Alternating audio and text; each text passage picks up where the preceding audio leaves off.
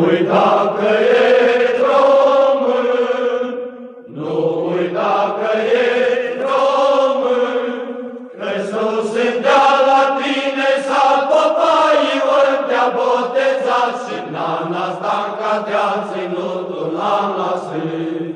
Că sus îndea la tine sat popaii ori te-a botezat și nana Stanca te-a ținut un an la sân.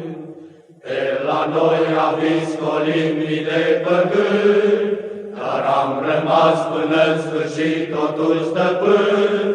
Am mai trecut o iarnă grea, nu e nimic, vom aștepta că-ți vine vara după ea. Am mai trecut o iarnă grea, nu e nimic, vom aștepta că-ți vine vara după ea. Nu uita că ești român, nu uita că ești român, că dacă tatăl tău șoban, bunicul tău a fost Traian și țara asta te-a lăsat să fii stăpân.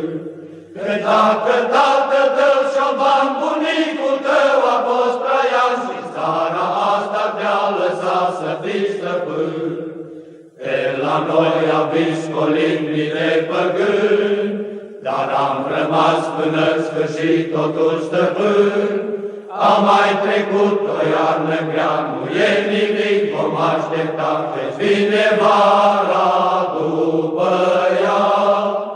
Am mai trecut o iarnă grea, nu e nimic, vom aștepta că-ți vine vara după ea. Nu uita că ești român, nu uita că ești român, că-n rădăcina ta de veacuri stă înfită în ogor și nu o poate smulge un vifor trecător. Că-n rădăcina ta de veacuri stă înfită în ogor și nu o poate smulge un vifor trecător.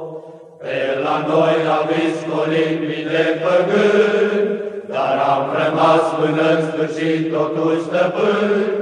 Am mai trecut o iarnă grea, nu e nimic, vom aștepta că-ți vine vara după ea.